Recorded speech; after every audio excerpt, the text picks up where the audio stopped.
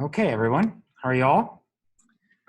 So, what's the big agenda today? So the big agenda today is we have our fourth quiz, right? Believe it or not, fourth quiz. You guys are getting good at this. So we're going to take that at the end of the class. I'll kind of reserve the last half hour of class for a few quick questions, and then we'll take the quiz, right? And you guys know the drill, and it's very similar in format to previous quizzes, etc.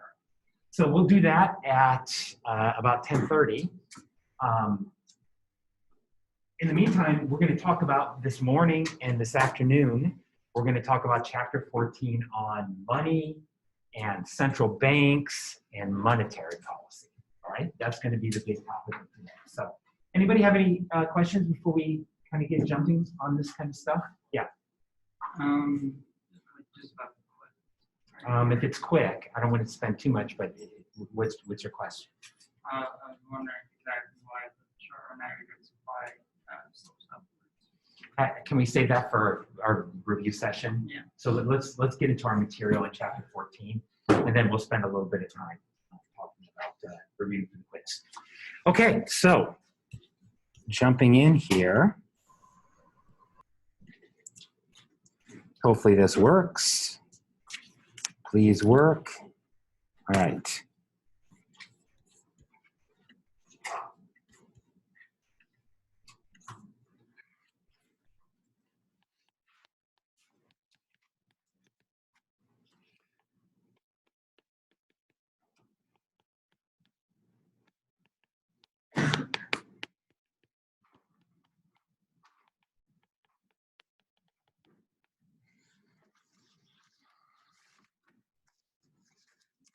Okay, money, central banks, and monetary policy.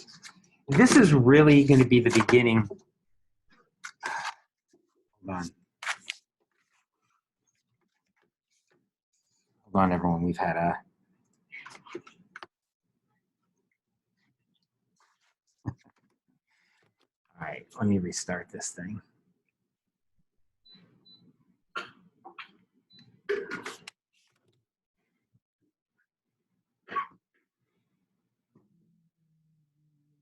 Maybe work.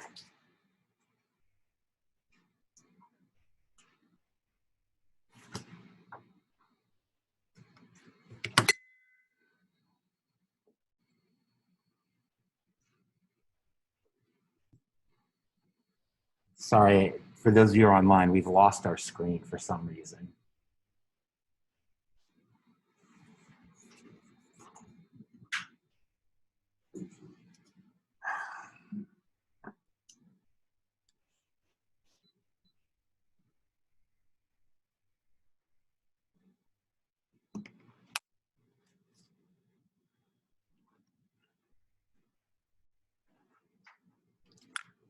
So this is really weird because you can see my cursor up here, right?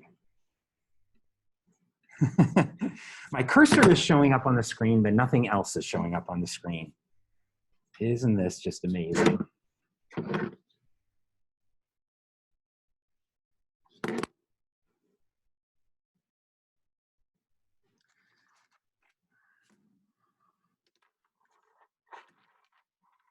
right, everyone, hold on. Let me see if I can.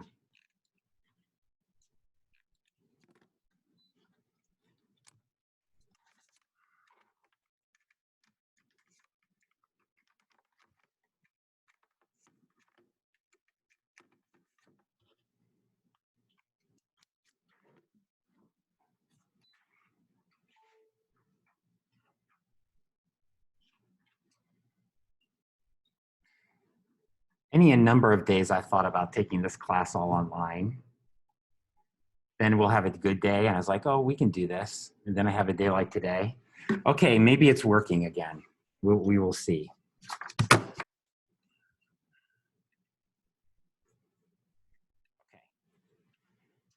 I'm just going to like try to touch as little as I can.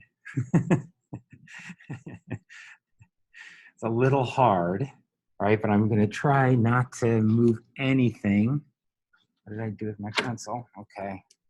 Let's see how long this very tenuous situation lasts. Okay.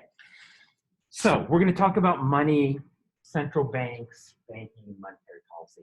This is really going to be, I think, a big topic of conversation really today and tomorrow and Friday. So basically the rest of the week, in some way, shape, or form, we're going to be talking about central banking and monetary policy. And I think to some extent that's to show you how important this is, right? That if we really want to understand how modern economies work, we really need to understand what central banks do and how they work.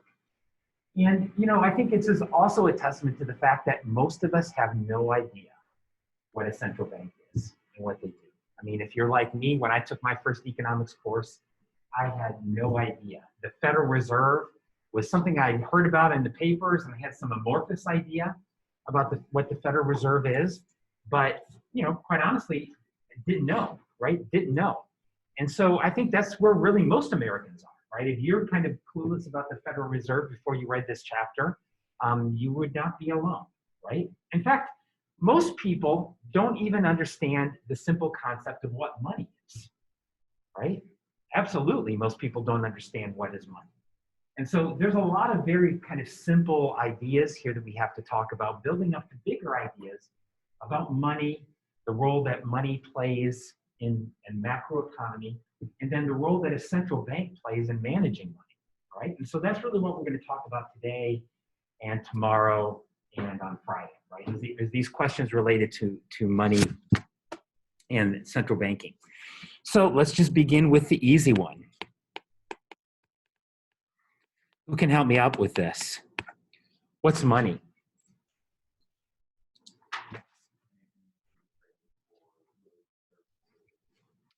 Right. I think there's just an important word you're missing there.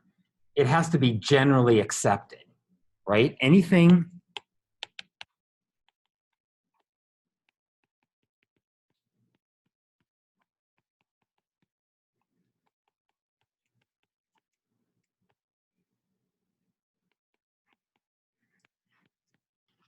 that is generally accepted in trade.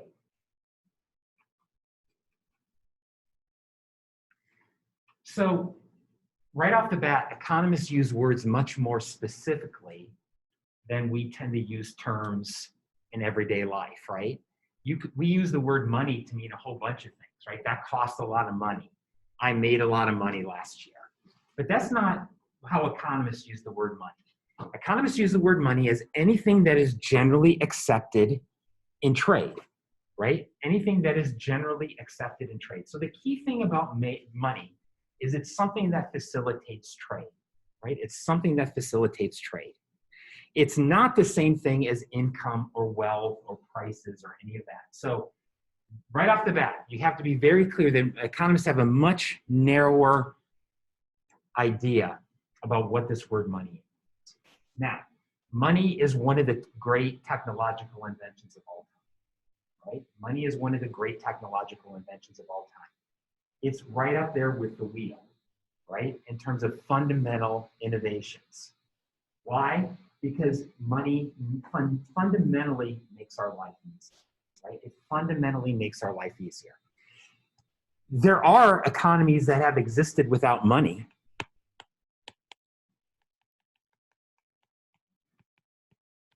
They're called barter economies. And a barter economy is just when you trade goods for goods. Those have existed throughout time.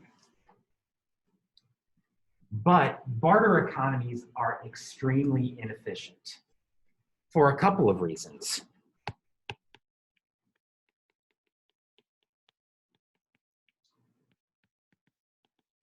First off, in a barter economy, you have to know a large number of prices, right? So let's think about an imaginary barter economy where I had a goat and I wanted to get a sweater. So I go down to the mall and I'm trying to barter my goat for a sweater. One of the things that's going to need to happen is somebody's going to have some idea what the value of sweaters are relative to goats. You need to have some idea of the price there. That's probably very unlikely, right?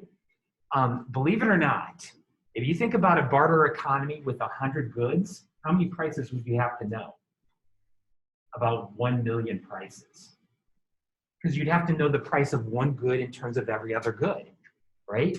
So it's basically 100 factorial, which is over 1 million, right? That there's a crazy amount of information that needs to be known in a barter economy. So when most barter economies are very, very simple, they have 1 or 2 or 3 goods, right? Because that's really all the information that we can process. The bigger problem with barter economies is the problem of you have to have double coincidence of wants.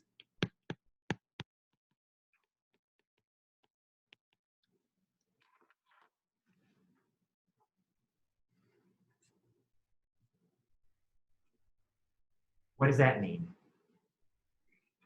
People have to have what you want, and somebody has to want what you have. Okay? So if I take that goat down to the mall, I not only have to find somebody that has a sweater that I want, but so that person also has to want the goat that I have. How likely is that going to be? Not too likely, right? Not too likely. So what does money do? Money allows us to break one very complicated transaction into 2 simpler transactions. I can sell my goat for money, take the money, go buy a sweater. That has made my life a lot easier, right? That's made my life a lot easier. And so this is why in almost any economy of any development, something takes the form of money, right? And throughout history, we've seen all sorts of different things serve as money. Whether it's shells have served as money, of course, gold coins. Probably many of you are familiar with the idea of prisons, right? In prisons are essentially barter economies. But the problem with barter, once again, is that something usually has to serve the form of money. In the old days, what was money in a prison? Cigarettes, right? People traded cigarettes. And so, you guys have all watched Hogan's Heroes or any of these World War II movies, right? Or prisoner of war camps, and prisoners would get their rations, and how would they trade their rations? They would trade them by using cigarettes as a form of money, right? So prices would be expressed in terms of cigarettes, right? And so something always serves the form of money. Today, you can't smoke in prison. Anybody have any idea what money is in prison today? I actually have firsthand experience of this. I have a friend in high school who had an unfortunate incident and spent some time in prison. I've not heard that. I'm not saying that that couldn't be, but I know that there's something that's very common throughout most prisons in the U.S. It's hard to guess.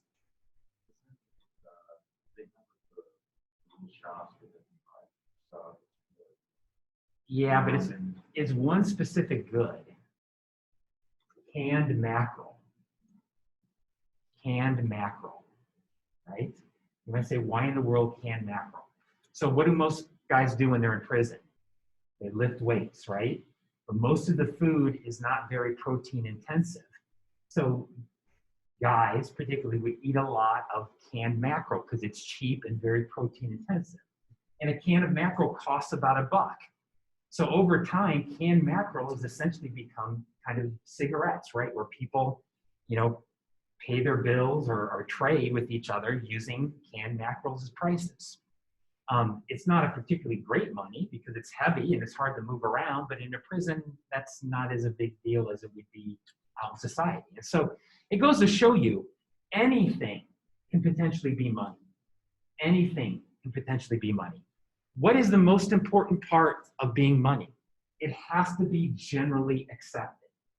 That's the key, right? So why do I take these green pieces of paper in my paycheck? I take them in my paycheck because I'm pretty sure I can take them down to the store and they will take them for me, right? I accept them because they accept them. And as we're going to talk about, that is really the fundamental value of money, right? Money does not have to have any intrinsic worth. In fact, most modern monies do not have any intrinsic worth. Their only worth comes from the fact that we accept them as having worth.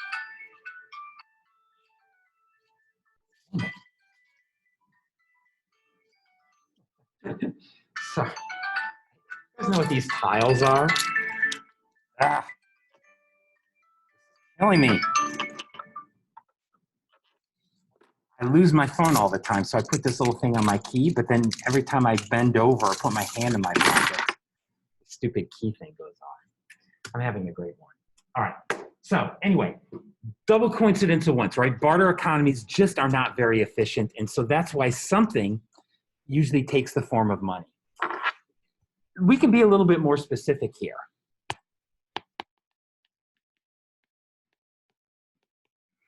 Money is a valuable technology because it serves three functions. It serves three specific functions. We've talked about the first one.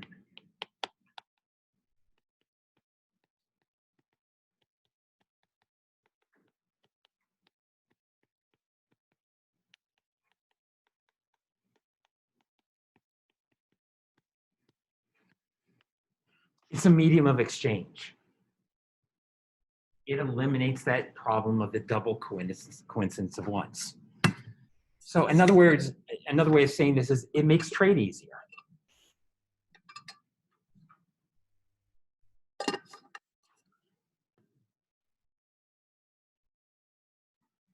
Right? It makes trade easier. So instead of finding somebody that, wants my goat and has a sweater, I can break that very complicated transaction into two simpler ones, right? It makes life easier and encourages more trade. There's a couple of other very valuable functions of money that are not quite as obvious, though. Another one is it's a unit of account.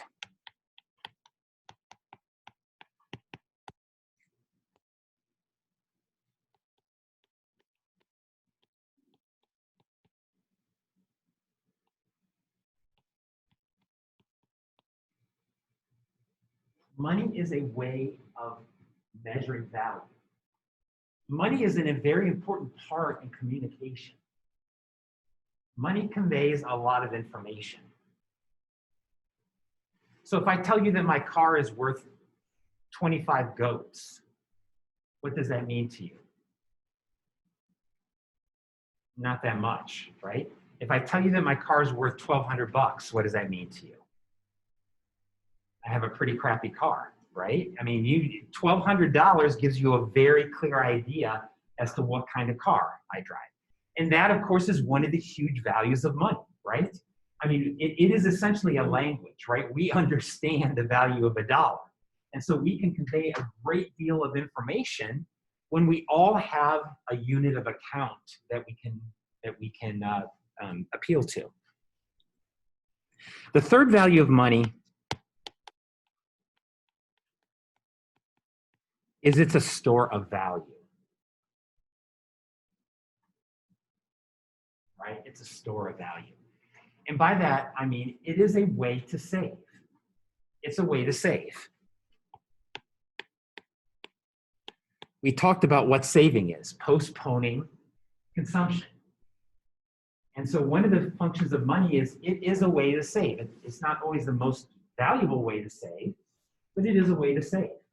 This is the reason why things like fresh fish have never been used as money, or probably never been used, right? Because some things are not very good stores of value. This is the reason why, particularly metals have traditionally been used as money, because metals hold up value, right? In other words, they don't deteriorate over time. You don't have to worry about them falling apart, right? And so we tend to see things that are used as money.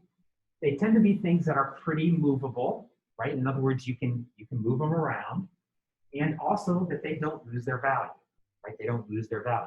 Of course, any kind of money, as we're going to talk about, is vulnerable to losing value, right? And particularly if we think about paper money, through inflation, right? Inflation is one way that eats away at the store of value of money, right? Because when you hold paper money in an inflationary economy, it's going to lose value over time. Now, these are the three functions of money, but to get kind of some idea about the history of money,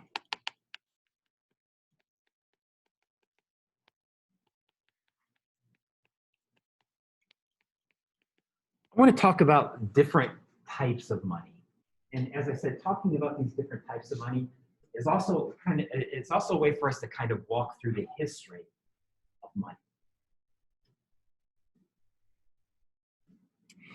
So the earliest kinds of money were commodity monies.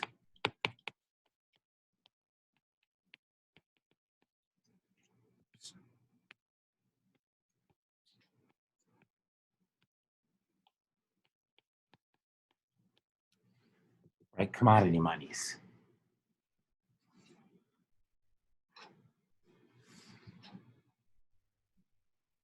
What are commodity monies? This is just money.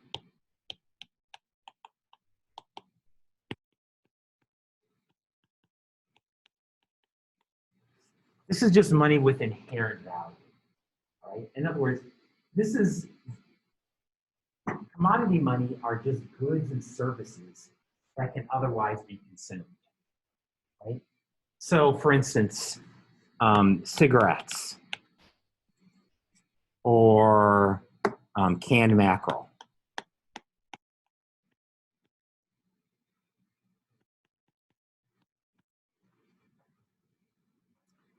Gold,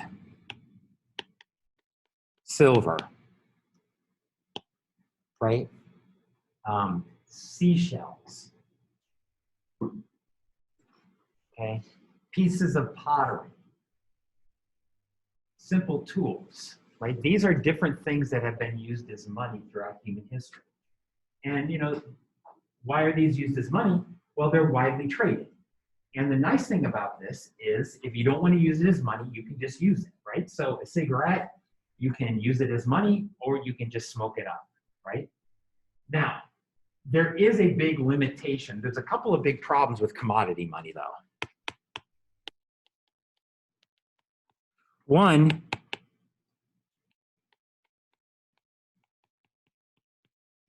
there's pretty significant transportation costs for a lot of this money, right? In other words, you know, having a bag of gold coins is not a particularly great way to do trade because it's very bulky and it's heavy.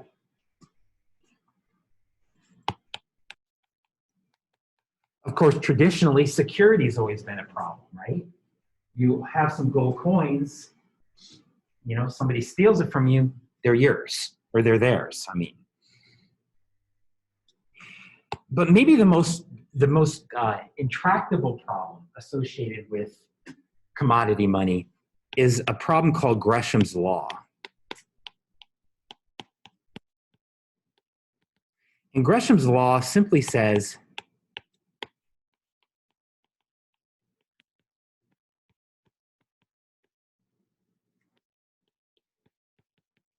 that bad money drives out good money. And so the quality of your money supply deteriorates over time.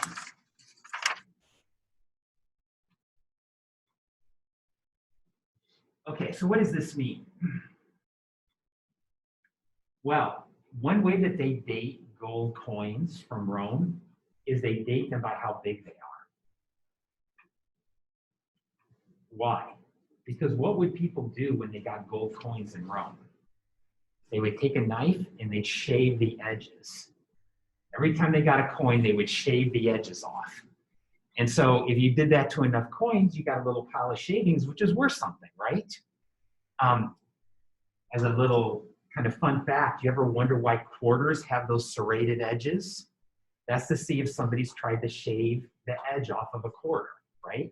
Because quarters used to be made out of silver. They're not anymore, so nobody'd be stupid enough to do that. But that's why quarters have serrated edges, so you can tell this. And so, you know, even gold money had this consistent problem where people were trying to shave it down, or they would melt it down and put in poor quality metals and then recast it, right? This is Gresham's Law. Quality of money would get worse and worse over time, right? In prisoner of war camps, this was a big problem with cigarettes because what would people do with the cigarettes? They would unroll them and scoop out a little bit of tobacco and re-roll them, and you turn 10 cigarettes into 15 cigarettes, right? Or you'd unroll them and you take out cigarette tobacco and you put in pipe tobacco. which is lower quality. Roll them up again, right? This is a real problem with commodity money, is that not every single good is the same, right? And so people will try to take advantage of that. And as a result, you can get a real deterioration in the quality of your money over time. So you put these three things together, commodity money is a real pain, right? Commodity money is a real pain. And so over time, we began to see societies move to banknotes and then the gold standard.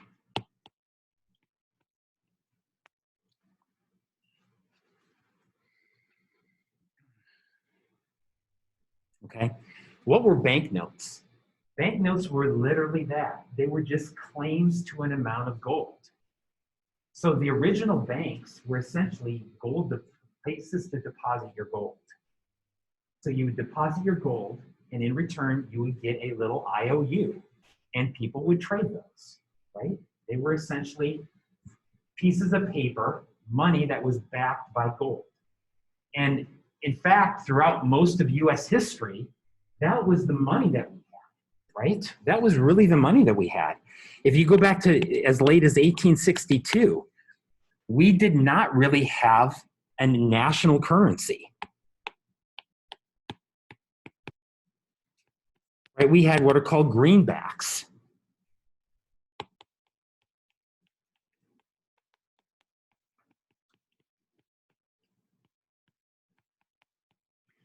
That were issued by individual banks. So every individual piece of currency was really issued by an individual bank.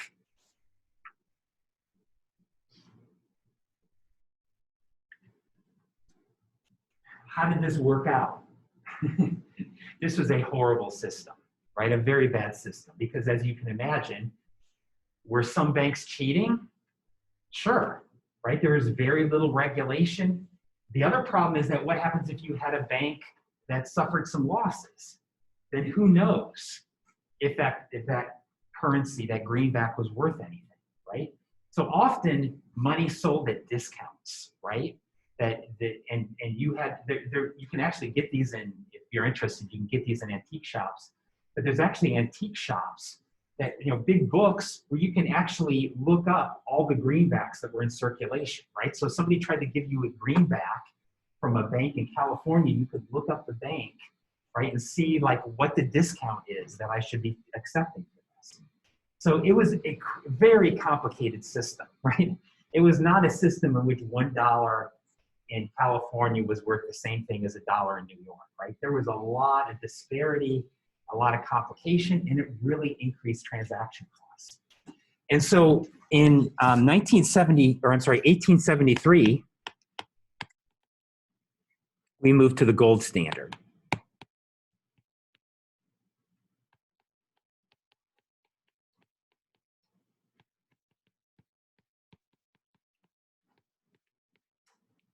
And that's really where the modern dollar started in 1873, where we began to have a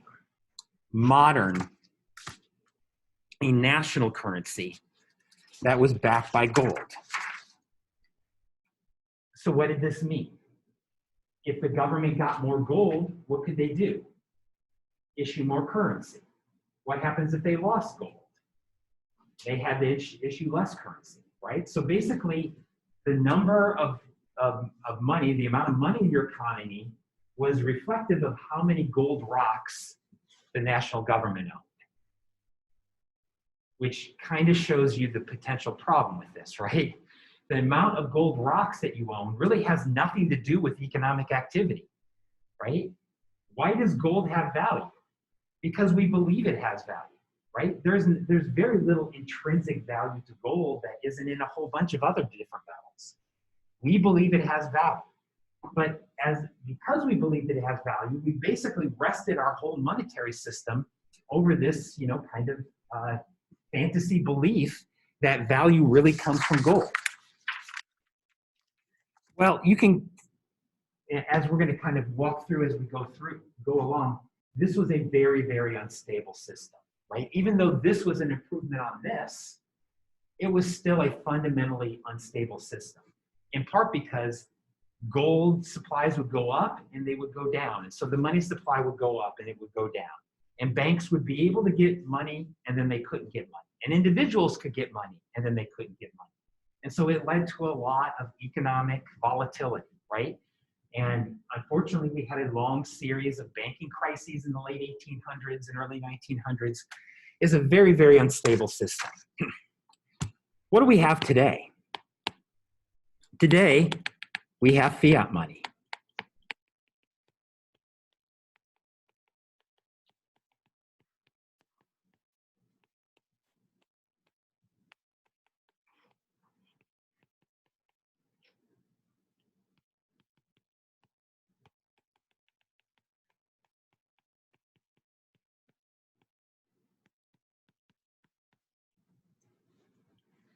Fiat money is money that has no intrinsic or inherent value other than the fact that we accept that it has value.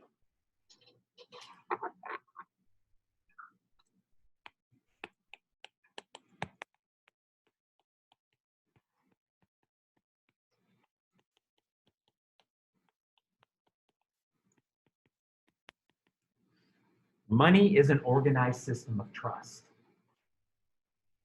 It is a psychological phenomenon as much as it is an economic phenomenon. Do those pieces of paper that we have in our billfolds, our wallets, our purses, really have any value? No, not really, not really. If you take those pieces of paper to the Federal Reserve and you say, here's a $100 bill, if you give it to the Federal Reserve, what are they going to give you back? A new $100 bill. They're not going to give you gold. They're not going to give you goods and services. They are just pieces of paper. And yes, it does say on the back, you know, this note is legal tender for all debts, public and private, right? It says that, but really what's the value of it saying that? Very little. If people don't accept it as having value, people are not going to use it, right? So we've seen in many other countries the same thing, where people have stopped using their paper money because they lost confidence that it has any value, right? And so it is really a system of trust, right? It is a system of trust. The wonderful thing about this is the fact that we trust that money has value makes it have value and makes it very useful for us, right? Trade is, you know, astronomically easier because we have this, you know, this technology of money that allows us to trade something with somebody I've never seen before across the other side of the world, right? I mean, it's made trade so much easier. But it's trust, right? And, you know, for those of you, we'll get around to talking about Bitcoin later, but when you hear all these other different forms of money trying to come out, people trying to develop new forms of money, you know, it really goes to show you how much trust has broken down in our society, in the sense that a lot of people don't trust money anymore, right? Even a well-run monetary system like the US, there are people out there who don't trust it.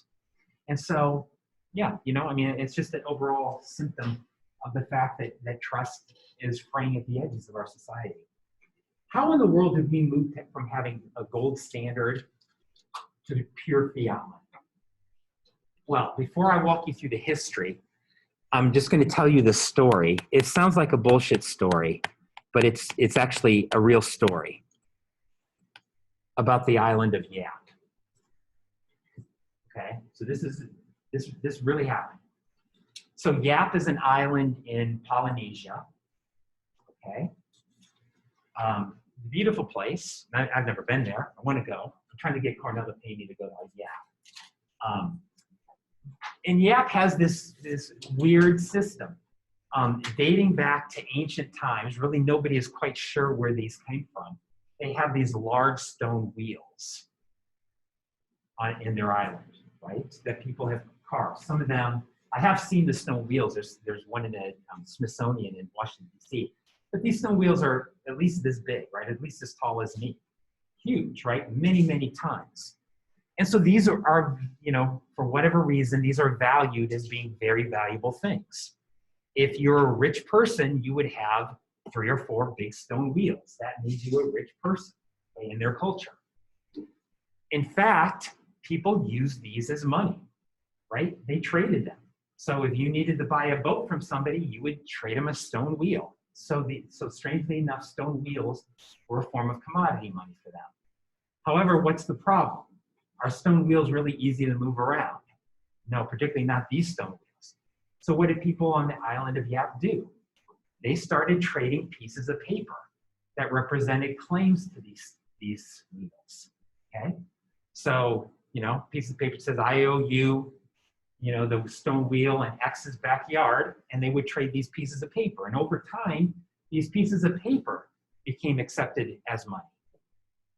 Now, the interesting thing is, as time went along, what happened to many of these stone wheels? They disappeared, right? They fell apart because of they were exposed to the weather. There's a story that one guy was using his stone wheel as kind of ballast in his ship, and his ship sunk. Stone wheel went to the bottom of the ocean. Does that impact the value of that piece of paper that was being traded, that stone wheel? People in the island of Yap didn't think so. Right? They're like, I wasn't going to go get it anyway. As long as you will accept this piece of paper, I'll accept this piece of paper, right? And so over time, you know, Yap kind of evolved from this commodity system to a pure fiat system. And that's really not that much different from how the US evolved from the gold standard to the system we have today. The Cliff Notes version is the gold standard was a wreck. Right? The gold standard contributed in ways that we're going to talk about to the Great Depression.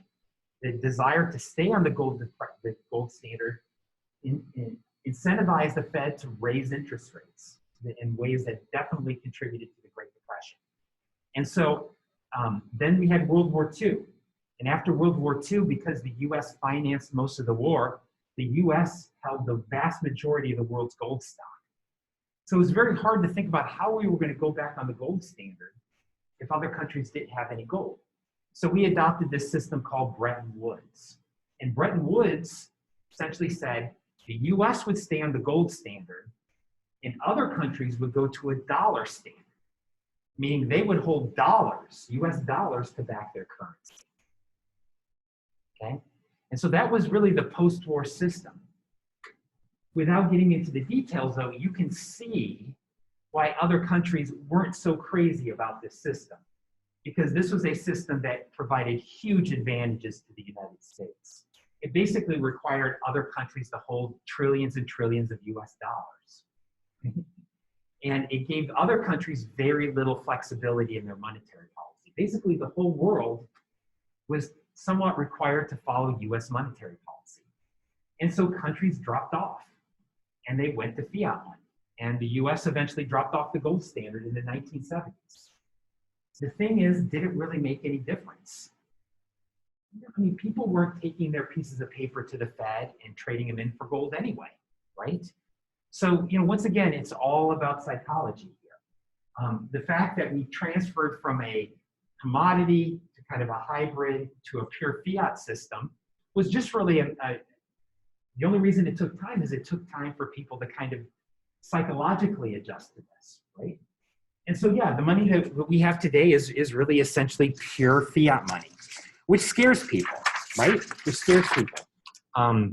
There's a headline in the Onion newspaper a couple of weeks ago that said the U.S. economy grinds to a halt as the Federal Reserve Chairman mistakenly admits that money is nothing but a figment of our imagination. And yeah, you know, sometimes I wonder to what extent people really do understand that money is really just a belief system, right? It's nothing but beliefs. But it's a belief that serves us well, right? It's a belief that serves us well, and it serves the macroeconomic system very well. Now, then we've kind of talked about these kind of highfalutin ideas here about the history of money and what money is. Let's talk a little bit more about some practical issues. for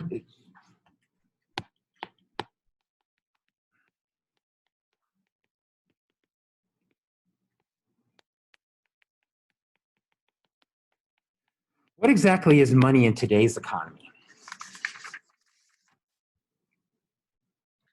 What is money in today's economy?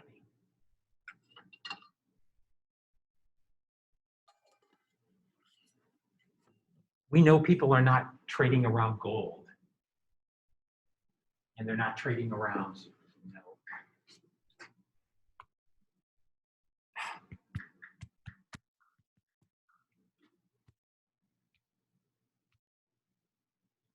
no, what in the world?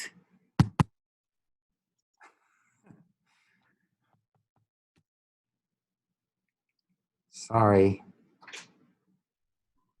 Okay, good. Right. So what is money, right? We know it's not gold anymore.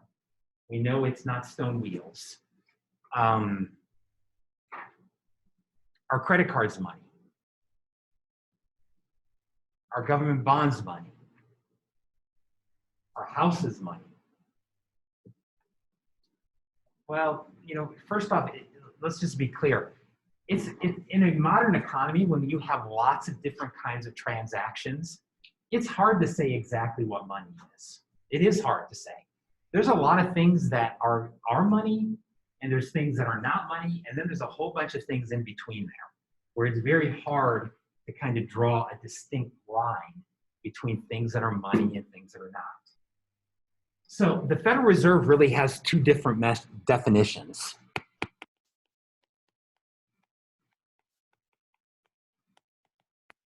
And, you know, whether these definitions are the best definitions, I don't know, particularly nowadays as we're seeing a big transition in the nature of money to electronic money. It's not completely clear these are the best definitions of money, but these are the definitions the Fed tends to use. And they...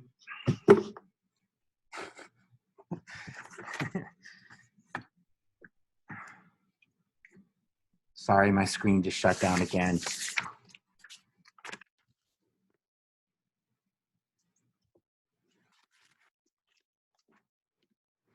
It is crazy how sensitive this thing is.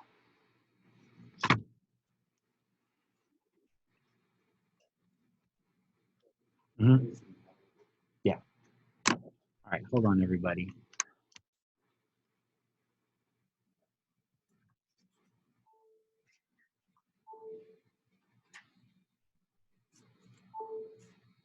There we go. Okay, I think we're back.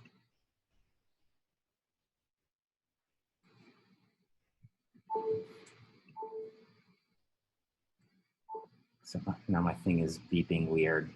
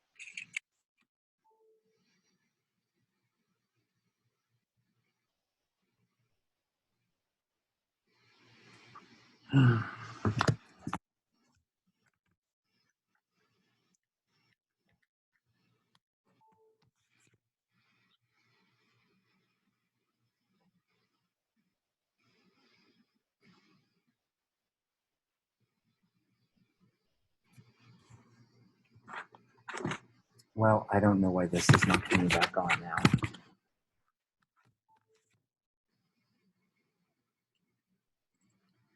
Okay, well, let's do this another way for a minute. Let's see if it gets better.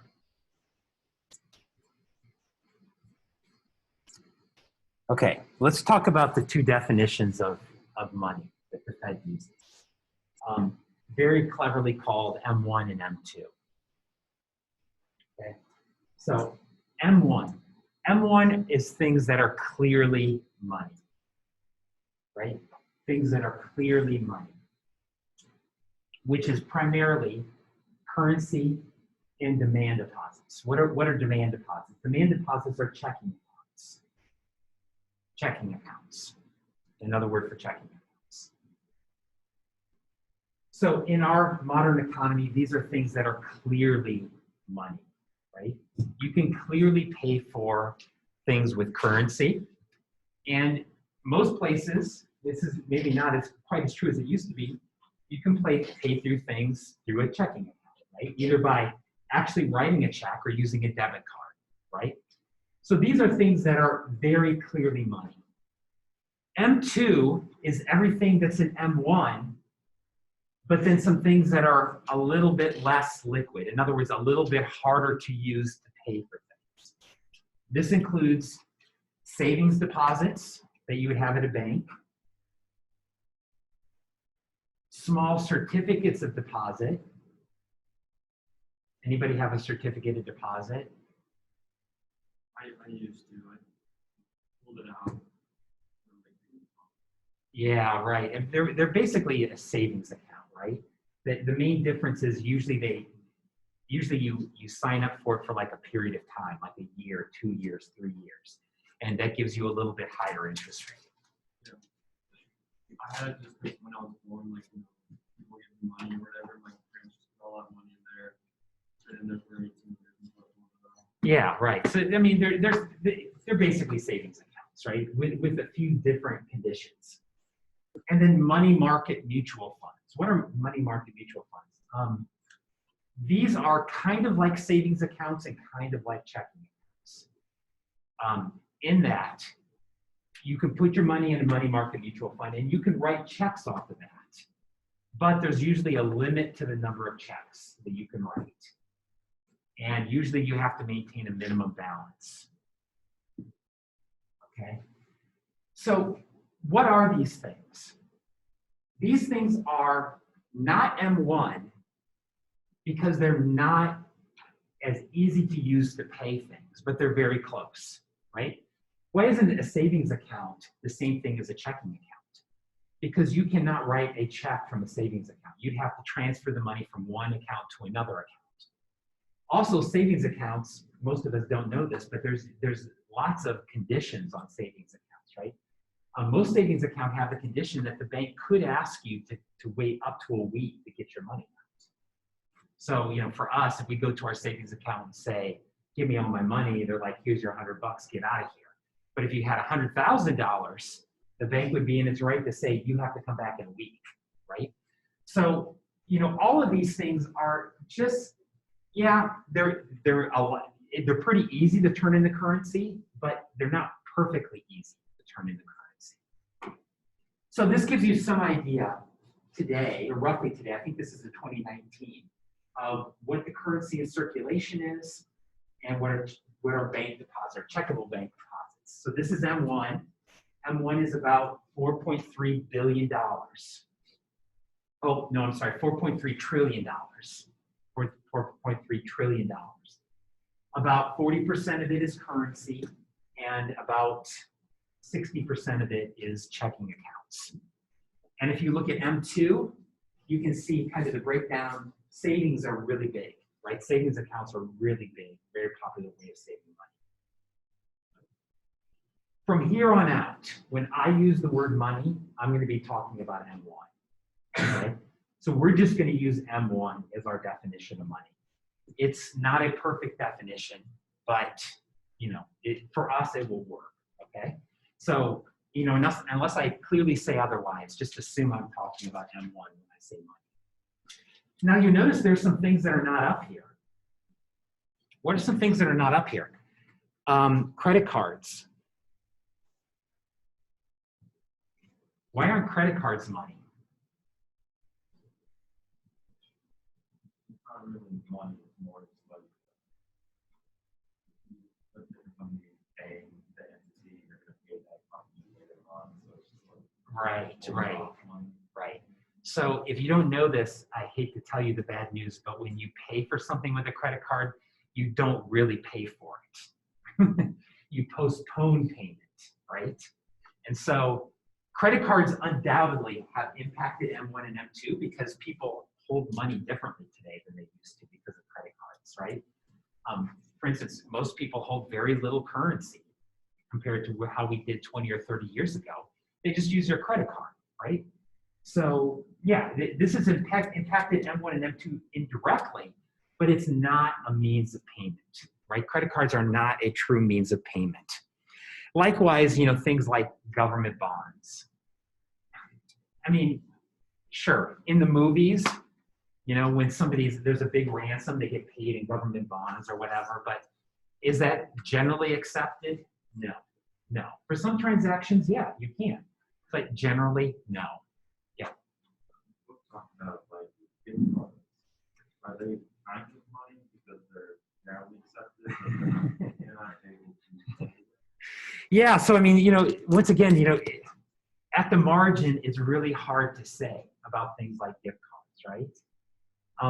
In many ways, they do meet money because you can use them and they have stored value in them, right? So it's not tied to another means of payment. So technically, I think you could call them money. But on the flip side, the problem with the stored value card is they're usually associated with just one institution, right? And so does an Amazon stored value card count as generally accepted? I don't know, it's hard, right? It's very hard to say. And so, as we have a more complicated financial system, yeah, there's some really interesting questions here about what money is. Is Bitcoin money?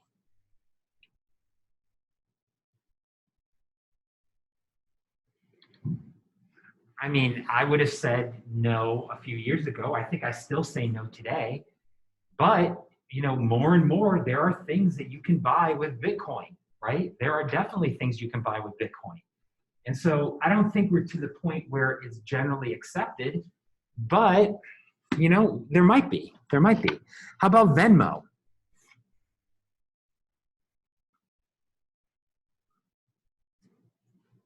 I mean, who's argued that Venmo is like an extended bank account? I think now it is, yes. I don't think Venmo now, though Venmo has talked about, once again, there's aspects of Venmo that are kind of like money in the sense that you can have, if somebody pays you in Venmo, you can sit that money in your account to pay somebody else back later, right? Venmo is creating money when they do that, right? There's money that's in Venmo that is not associated with a bank account, right? If you keep a balance on Venmo is making money, right? Not making profit. They're literally making money when they do that. So, these are things that really are going to have to be thought about more and more as we move to electronic money. And this COVID thing has greatly increased the speed at which this is happening, right? Greatly increased the speed at which this is happening. So yeah, I think there's, as we move forward, there's going to be a lot of interesting decisions to be made about this. One of the interesting things that you'll notice here looking at M1 and M2 is there's about almost $2 trillion of US dollars in circulation. $2 trillion. This is about $3,500 a person in currency in circulation. Do you guys each have your own $3,500? No. In fact, the Fed went out and they tried to basically trace this money. And they found that they could only account for about 11% of it. About 90% was missing. But it's not really missing. I think most people know where it is. Where is most of the currency in circulation? What? No, the Fed would know if it was in banks.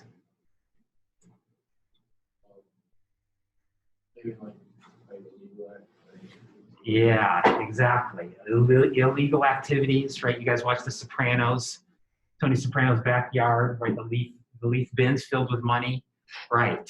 Illegal activities. There's a lot of this currency that's held overseas, both as a way of save, but also illegal activities. Some of it has been destroyed, right? Put in the washer or, burned up in fires or things like that. But yeah, once again, this is a complication that the Fed has, is that when you see such a big number like that, you're like, wow, $2 trillion in currency. No, not really, not in the United States. And so this is, once again, as we talk about the Fed trying to control the money supply, this is a consistent issue for the Fed is what is the money supply, right? What are people using as money, right? And even the things that seem clearly money, such as currency, the Fed has a hard time tracking it. Now, if we look at our definition of money, it's currency in circulation. Who controls that? The Fed, in ways that we're going to talk about. It's also checkable bank deposits. Who controls that? Well, as we're going to talk about, the Fed indirectly, but banks directly control that. So for us to understand the money supply, we have to understand how banks work.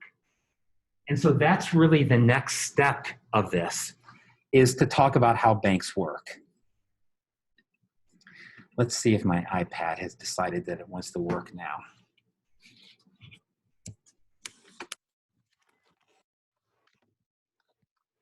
Please, please, please.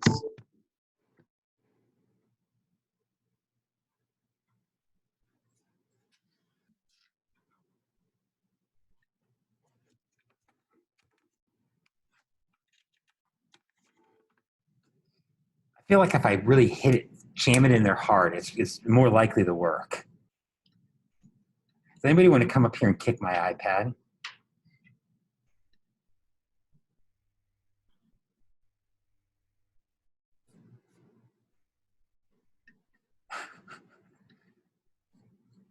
It's so weird.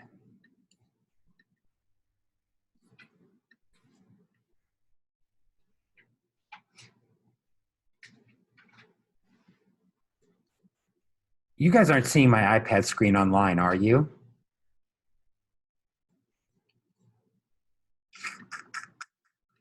Okay, well, once again, we just do what we can. So it would be better if we could do this using an iPad, but we will just kind of show you some notes here and we'll move along. Okay, so to understand the money supply, we have to understand how banks work. Right? We have to understand how banks work. Banks play an important role in creating money because they control demand deposits. They control they can control checking accounts.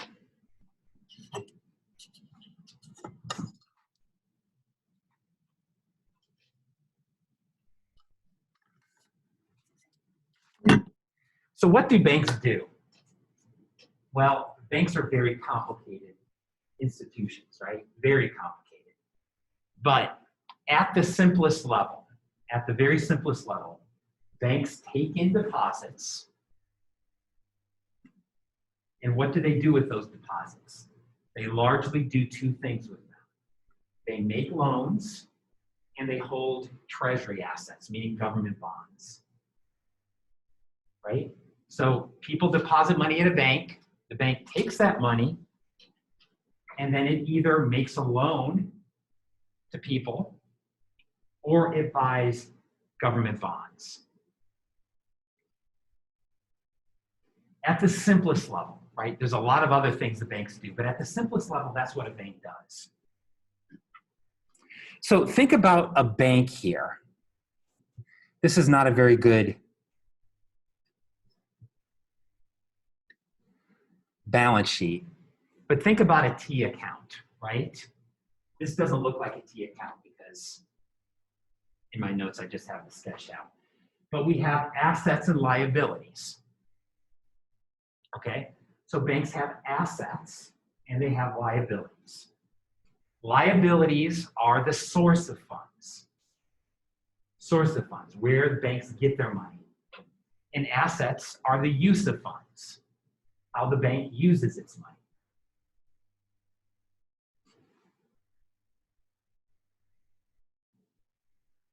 And so what are the ways that banks typically get money, right? What are their liabilities? Where are their source of funds? They take in deposits. They also borrow. And then finally, they have equity or bank capital, meaning stock, right? Ownership. Those are really the three big ways that banks raise money. They can issue stock, they can take in deposits, or they can borrow. What makes a bank different from most other corporations is the deposit part of this, right? Any corporation can borrow and take in equity. What makes a bank is they take in deposits, right? And then what do they do with the money? Well, they hold assets. They make loans. They hold treasury bills. And then also, very importantly, they have what are called reserves. Reserves.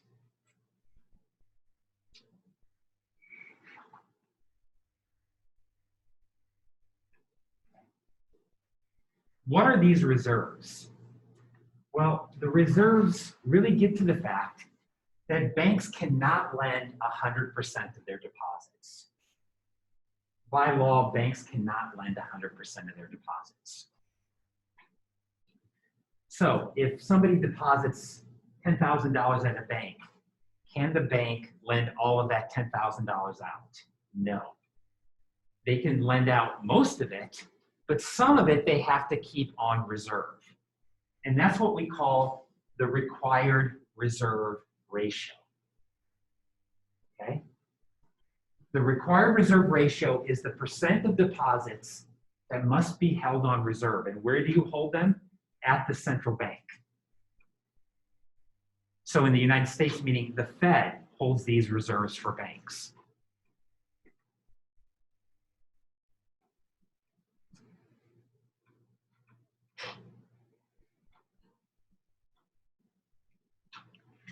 So I have this formula here.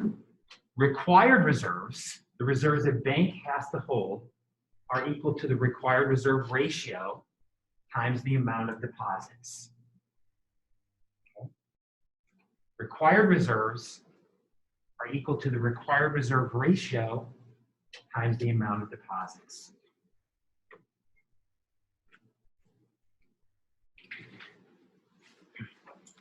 So just to give you a very simple example.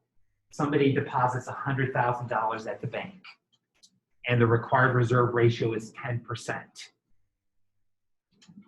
So how much of that $100,000 could the bank lend out? 90. They could lend out $90,000. They can make $90,000 in new loans. What happens to the other $10,000? It's deposited at the Fed in required reserves. In required reserves.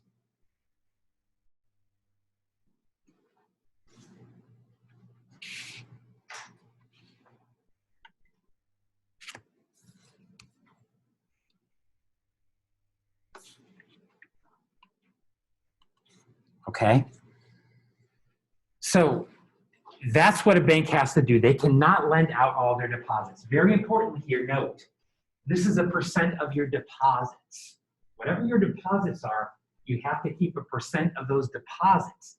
It doesn't apply to borrowings, or it doesn't apply to equity, or it's not a percent of your T-bills. It's a percent of deposits that you have to send to the Fed. That's what's called the required reserve ratio.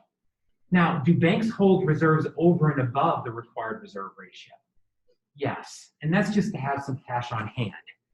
So that's what we call total reserves.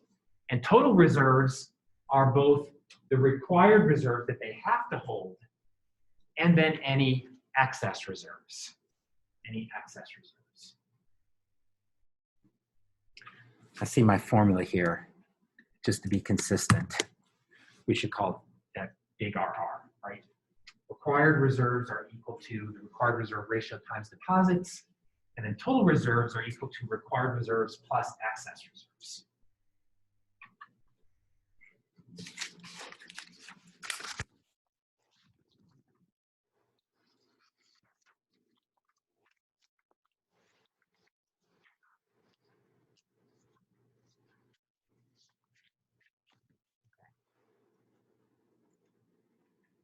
While we're giving definitions here,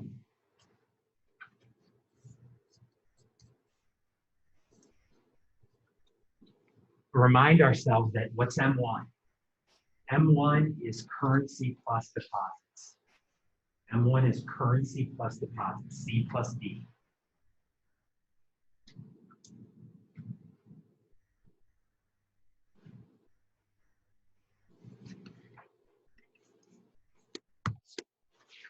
And then I want to give you one more definition. Something called the monetary base. And what's the monetary base? This is currency plus total reserves. This is currency plus total reserves. So the monetary base is a part of M1, but it's not all of M1. Why are we talking about the monetary base? The monetary base is the part of the money supply that the central bank controls. Okay? The monetary base is the part of the money supply that the Federal Reserve, the central bank, controls. But they do not control the entire money supply. So, right, this is the monetary base and here's the money supply. Notice that there's an overlap. The overlap is currency. But there's part of the monetary base, these bank reserves, that the Fed controls. Actually, the more I look at this figure is confusing to me. I shouldn't show you this figure. Because this seems to indicate that bank reserves are something separate from checkable deposits, but they're actually related, right? So really, this whole circle should be in this big circle, right? Because part of what checkable deposits are, part of those are held as reserves, right? So I really think this little circle should be in the big circle, right? The monetary base is the part of the money supply that the Federal Reserve controls. But the Federal Reserve does not have perfect control over the money supply because banks play a role in issuing checking accounts. So just think about it, a simple example here.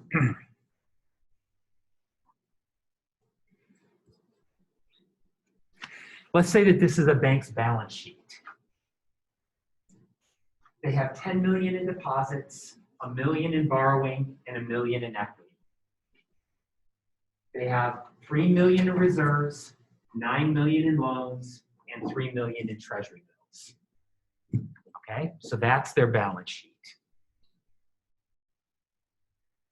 So help me out. And let's assume that the required reserve ratio is 10%. Okay, required reserve ratio is 10%.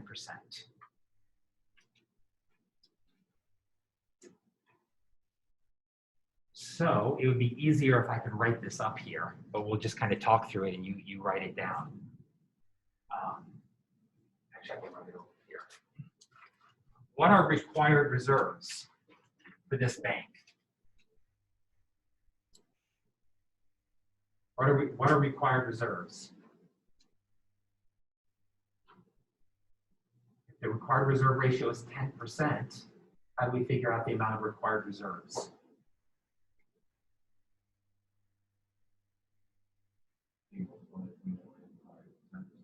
You multiply deposits by 10%.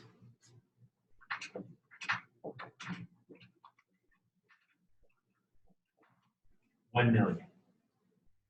So this bank has 1 million in required reserves.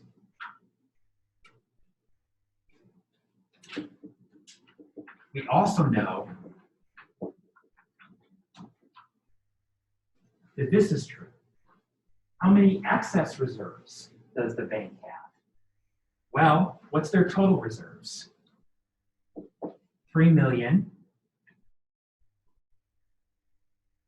What's their required reserves? 1 million. We just figured that out. So what's their amount of excess reserves?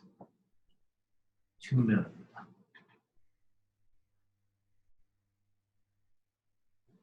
So this bank has $2 million in excess reserves. What does that mean?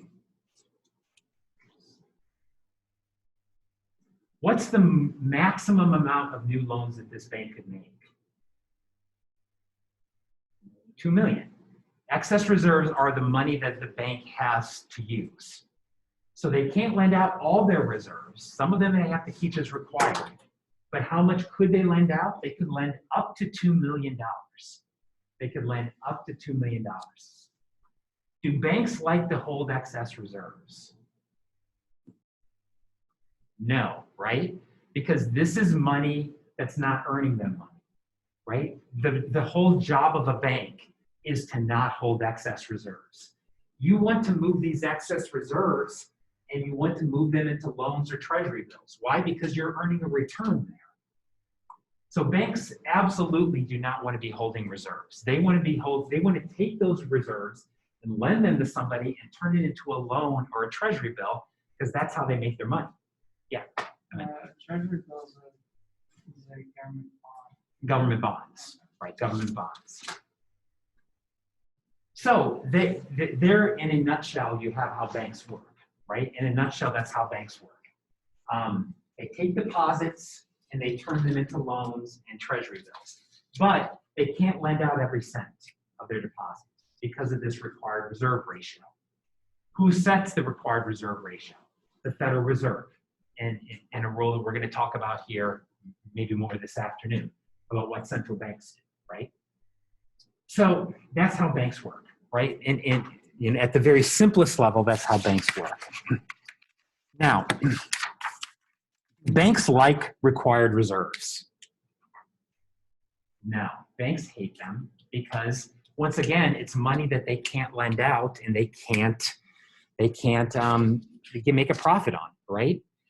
Why do central banks require banks to hold required reserves then? What's the theory for making banks hold required reserves?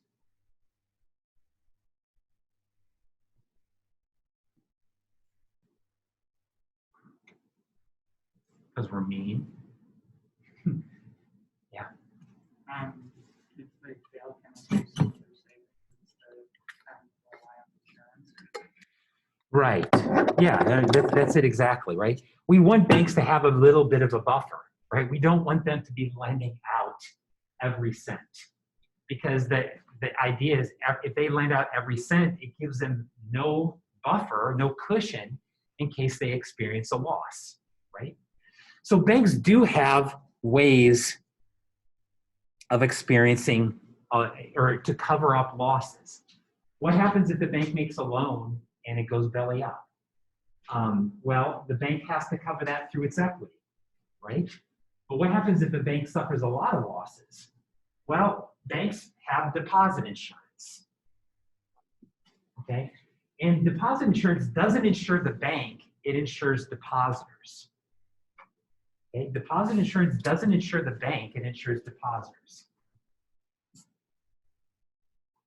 So banks basically pay for the right to protect their depositors.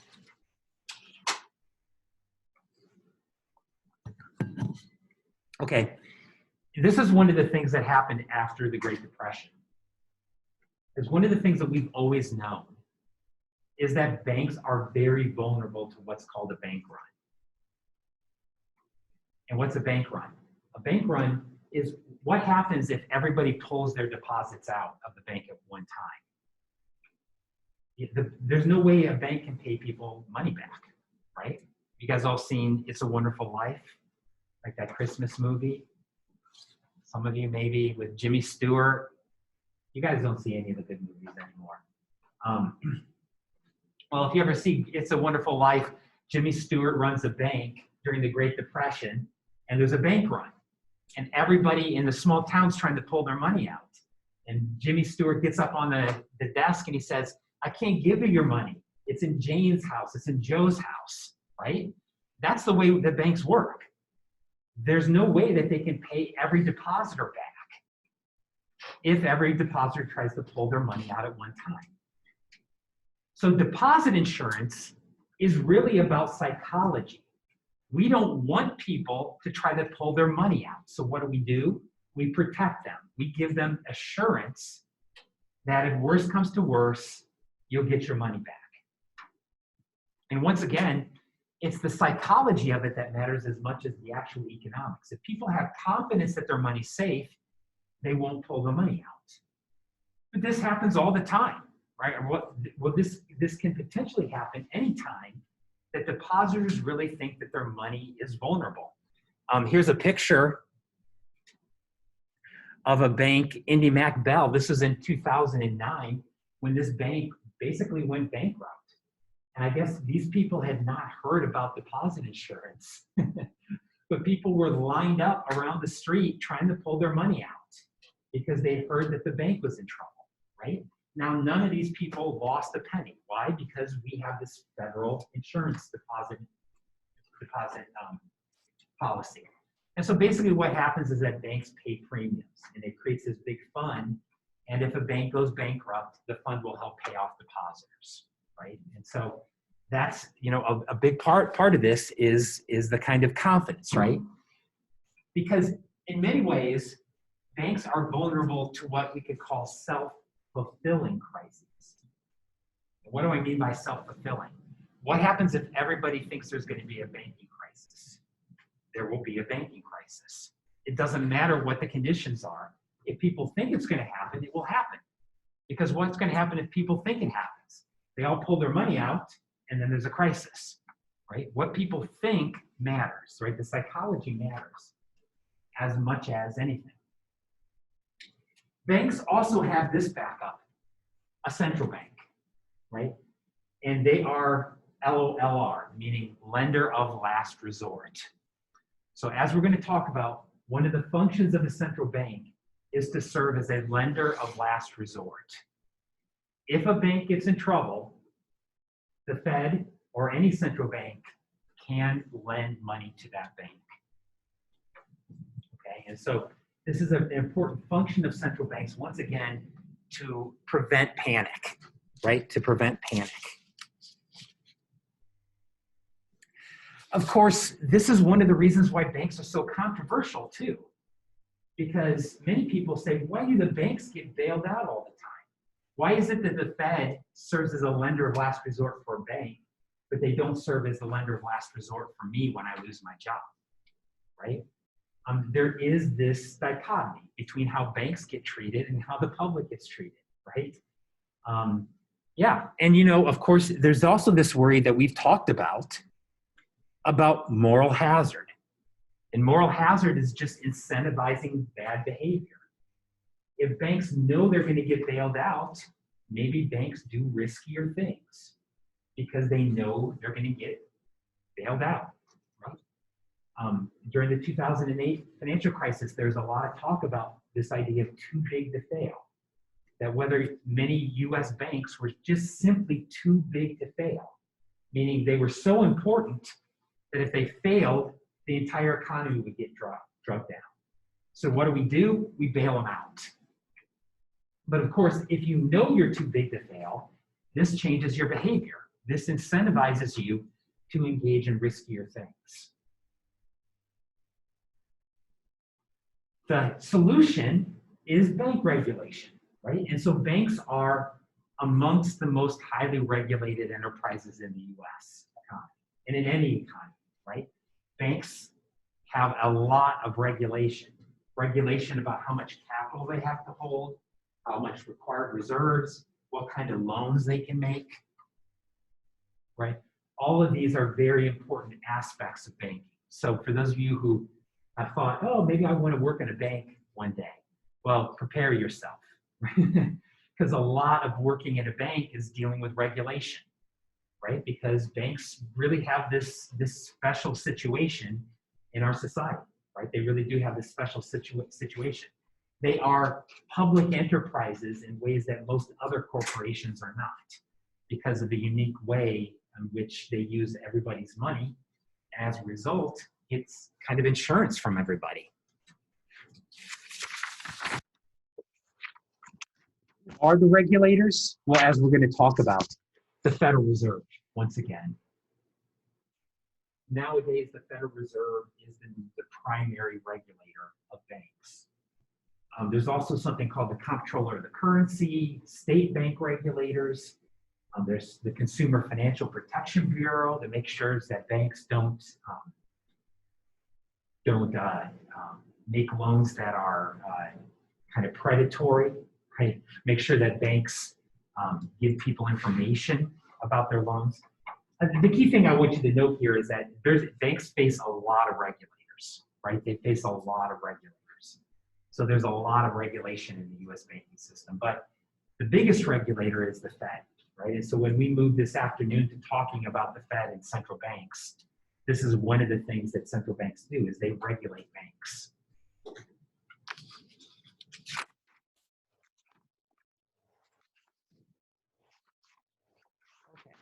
So in just the last couple of minutes, I want to talk about the money creation process. I'm going to flip back here and see if I can get our iPad to work.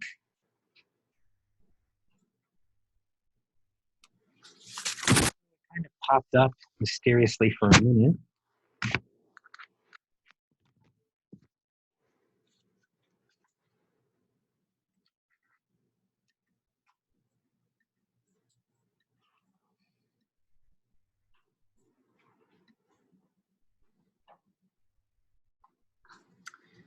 Nope. Nope, it's not going to work. Okay.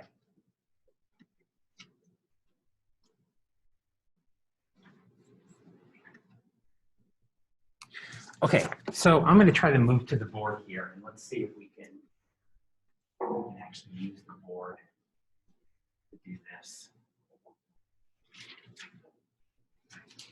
We're going to go old school.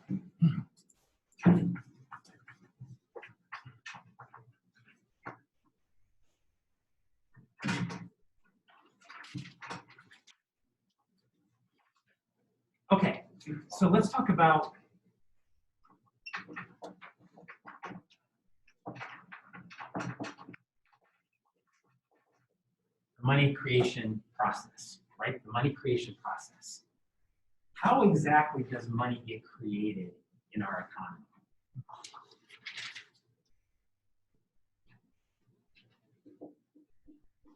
So I want to do a very simple example here to kind of illustrate how money gets created in any economy.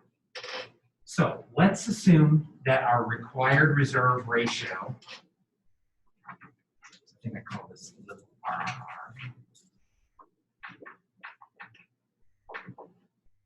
The required reserve ratio is 10% or 0.1.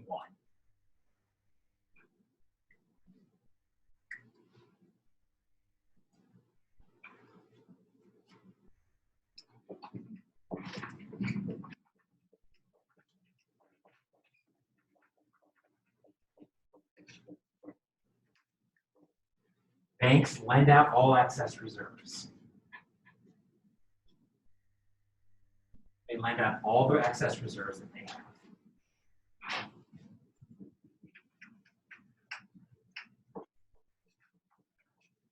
And the Fed drops $100 of new money right out the window of the Golden Fed helicopter.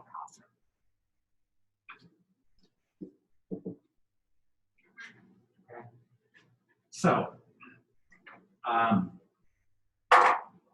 Jerome Powell, who's the chairman of the Fed, gets in the Golden Fed helicopter, is flying around, he flies over Mount Vernon, and he reaches in the back and he pulls out a brand new $100 bill, right off, hot off the presses. And he drops it out of the helicopter and it floats down right onto the hilltop where it's sitting there, okay? New money. Where did that money come from?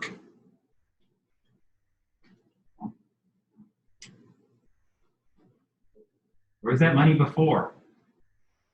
It didn't exist, right? It didn't exist. This is new money that the Federal Reserve created. As we're going to talk about, the Fed can make money out of thin air if they choose. So this is new money that didn't exist before, right? So it falls to campus, sitting there, right? Ethan picks it up. He's like, awesome, $100.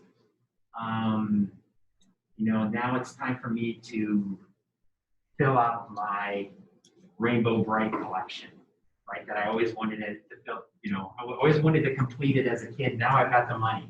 So he gets on eBay And well, let's make it more practical. He goes to a local store, one of the antique places, and he spends that $100 on Rainbow Bright figurines. Okay. So the antique store now's got that $100. What do they do with it at the end of the day? They deposit it, right? It's going to go into the banking system.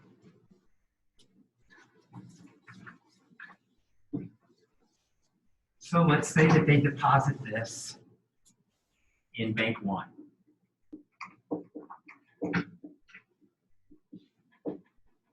What's happened to the balance sheet of this bank? They've got $100 in deposits.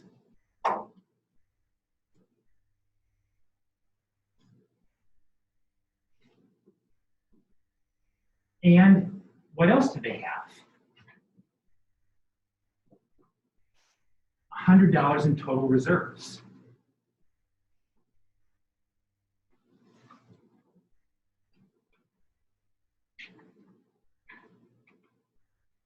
Is this bank happy? No, because they're not making any money here, right? What do they want to do?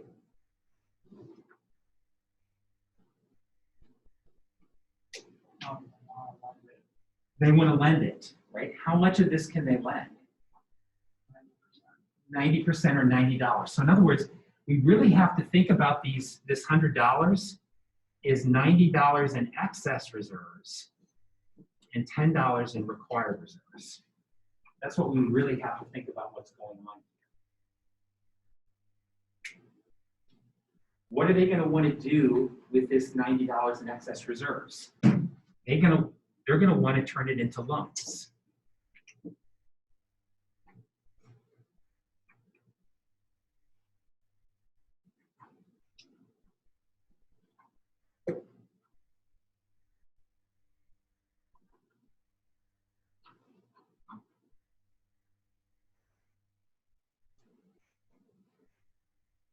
All right. So Drew comes into the bank. He's like, it's flip-flop season. I give myself some sweet flip-flops for $90. Will you lend me some money? The bank says, sure. Lend money to Drew. He takes the $90. He goes to Walmart. He gets the $90 flip-flops they have at Walmart. What does Walmart do with that money? They deposit it in another bank.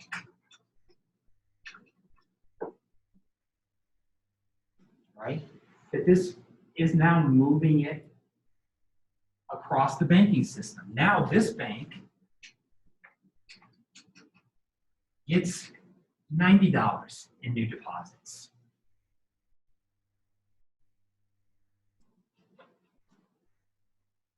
How much of this is required reserves for this bank?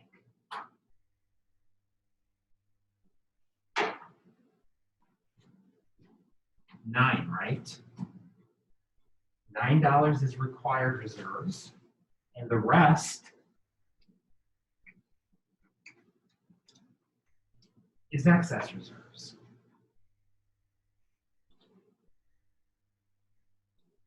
What's this bank going to want to do? Turn it into loans again.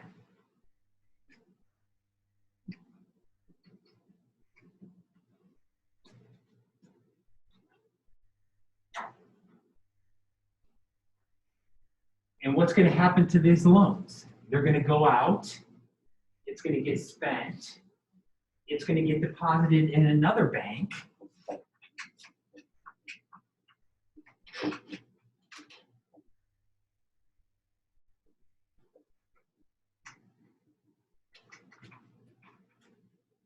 Once again, what's the bank going to do with this?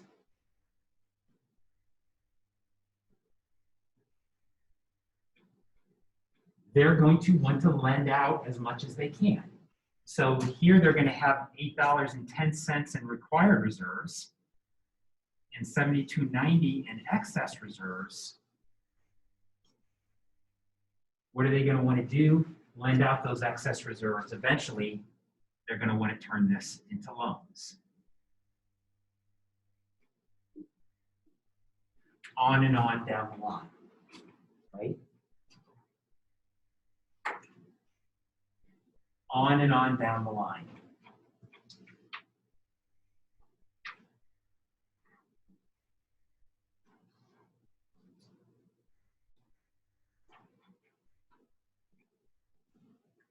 Does this look at all familiar with something we talked about yesterday? Remember we talked about, go ahead. It's a multiplier again, right? Just how we had new spending leads to new income leads to new spending. We have the same kind of phenomenon here. New lending leads to new spending, which leads to new lending, which leads to new spending. The key for us is what's the change in the money supply? The change in the money supply is the change in currency, which is $100, what the Fed did, and the change in deposits. But what are the change in deposits here? 100 plus 90 plus 81 plus 72.90, blah, blah, blah, down the line.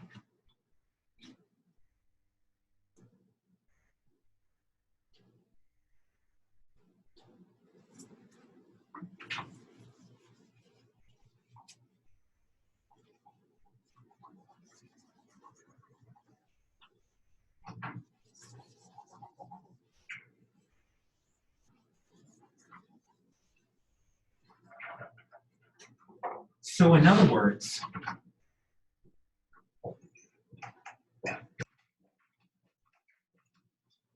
the change in M1 is bigger than the change in currency.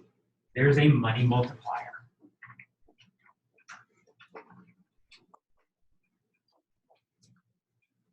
There's a money multiplier here.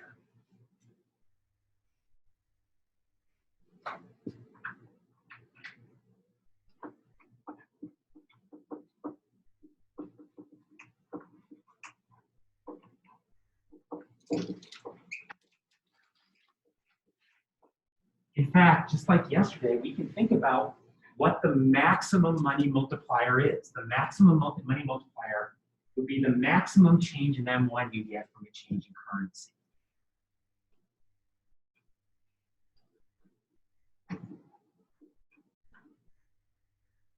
And so you can show this with a little bit of algebra. We're not going to do it. But you can show with a little bit of algebra that what is this maximum money multiplier? It's 1 over the reserve requirement ratio. It's 1 over the reserve requirement ratio.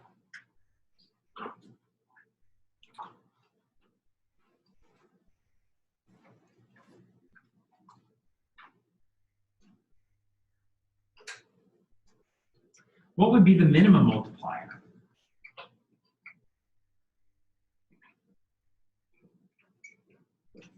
Just 1. In other words, if Ethan had just picked up that $100 and stuck it in his mattress, how much has the money supply changed? By $100. The multiplier in that case would be 1, right? And that's the price that the economy pays for you being so cheap. But in reality, people are not going to put the money in their mattress. They're going to lend it out, right? And when they lend it out, that creates that money multiplier process, which is up to this big. So in our example, how big is this?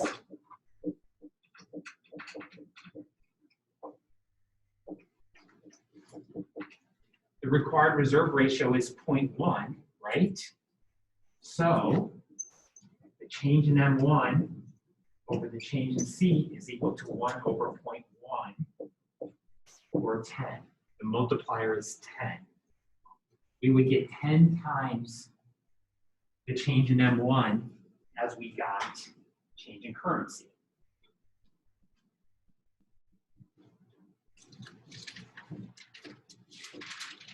So if the Fed changed C by $100,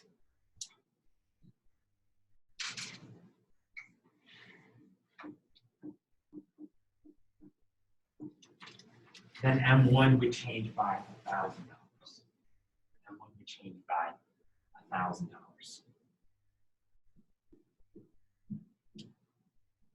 So what have we learned here from this little example?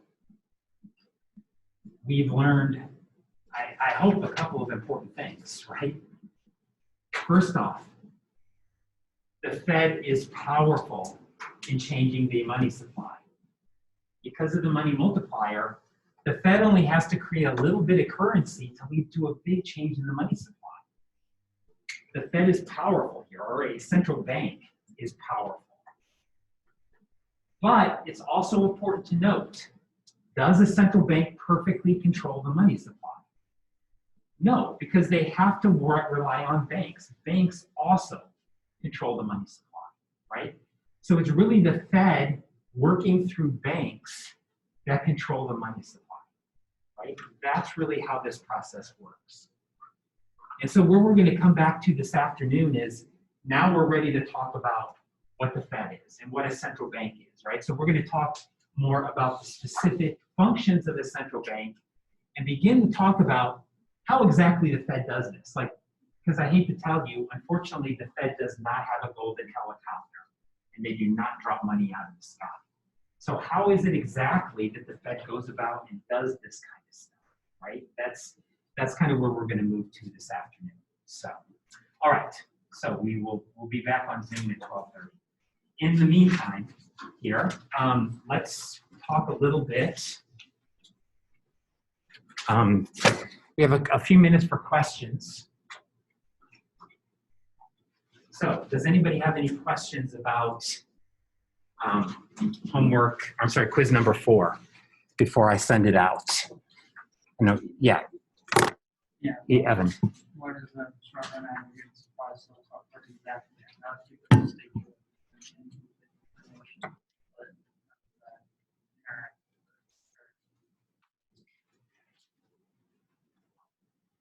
I should move this back around.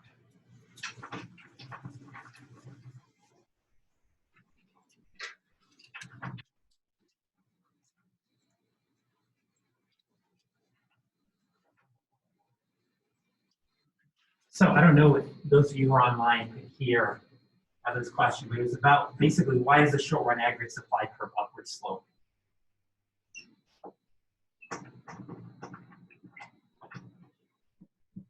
Right? Why is the relationship here between the price level and short run output upward sloping? And we talked about 2 reasons.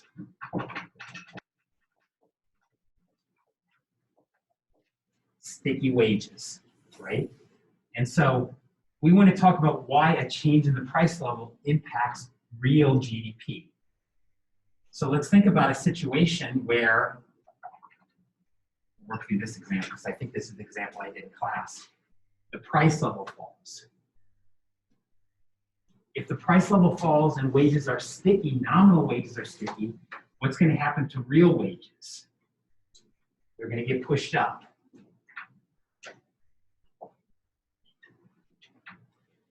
And when real wages get pushed up, what do firms then do? Layoffs. And they cut GDP.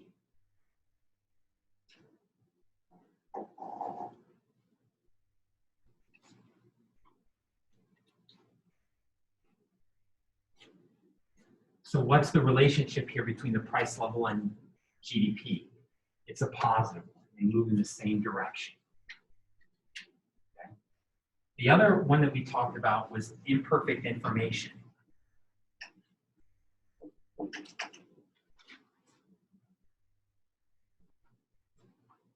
Once again, this is the idea that people are surprised. They just don't know. When the price level goes down, they can't observe that directly. And so, once again, what happens when the price level goes down?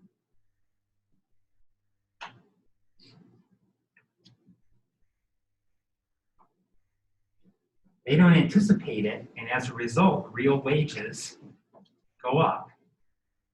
And that leads to layoffs, and that leads to a fall in output. So here, this is more focusing on kind of the surprise aspect of it, right? But they're actually, in many ways, very similar ideas, very similar ideas. that wages don't adjust very quickly. Why don't they adjust very quickly? Either because people are surprised by it, or because because of contracts and other things that wages just simply can't adjust. Like, they just simply can't adjust.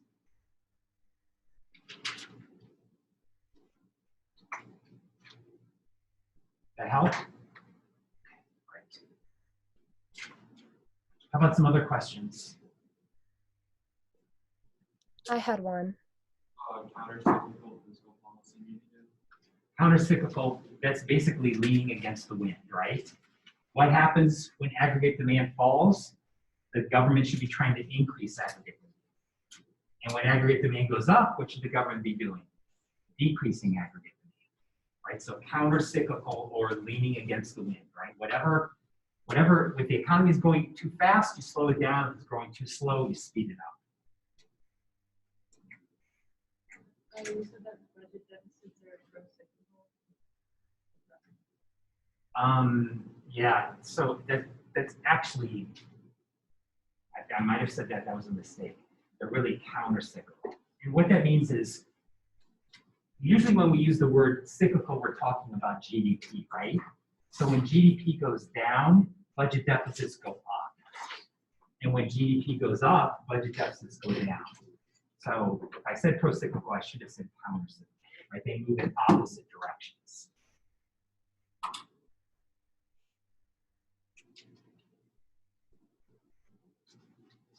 You ready? I just got the knowing nod. Yes. Please, good sir, give me that quiz. Okay. So everybody online, I will send you the quiz here in a minute. I'm going to hand it out to those of us in person, and then I'll send it to you in a minute, okay?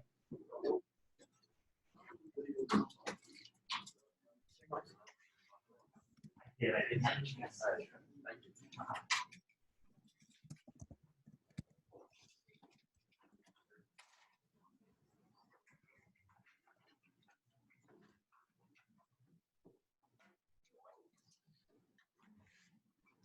I think he can't hear us talk because I have a question, but he can't really hear us talking. Yeah, I had a question too. It's hard when you can't hear them in class either. Yeah.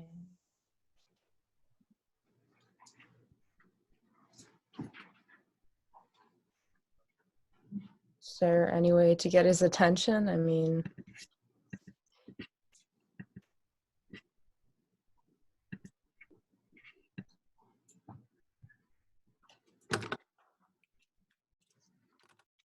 Is there a question?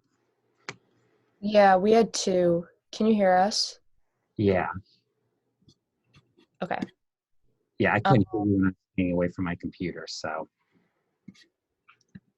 All right. So my question was, so when I was reviewing my notes, I noticed that there was a part of the lecture where you were talking about how in the long run, changes in aggregate price level only impact nominal variables, Mm-hmm. but not the real variables, and that real variables impact real variables. Could you maybe just explain that in another way? I don't know why. Isabel, I'm sorry to do this. I did not hear you before I handed out the quiz. Everyone's here taking the quiz, so I can't answer your question. There's no way for me to do it privately. All right. So I'm sorry about that. Given all the technical issues, I haven't been able to stand by my computer. So, Okay. but I'll be happy to try to answer your questions later, okay? I'm sorry. Okay. Okay, I'm going to send you your exams here in a moment, or your quizzes in a moment.